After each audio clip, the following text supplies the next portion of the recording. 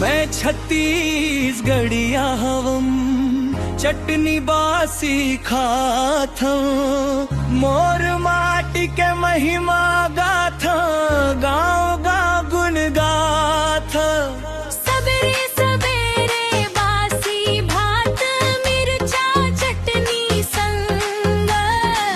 खाके निकरव काम करे बर रहिथे मन मऊ मंग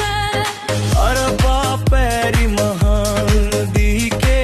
गाथा रोज सुनाथ मैं छत्तीसगढ़िया हवम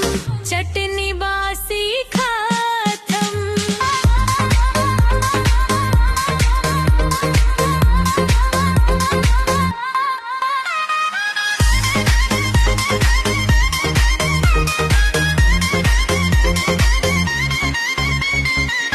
तीजा पोरा हरेली मना के खुशी ला बाटत जाथ सुआ करमा पंथी नचाम झूम झूम गाथम मोर बोली छत्तीसगढ़ी ला दिल ले अपना था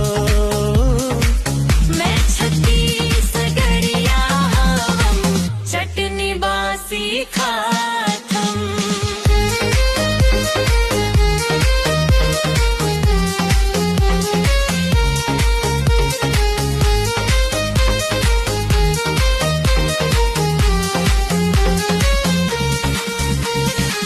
धान के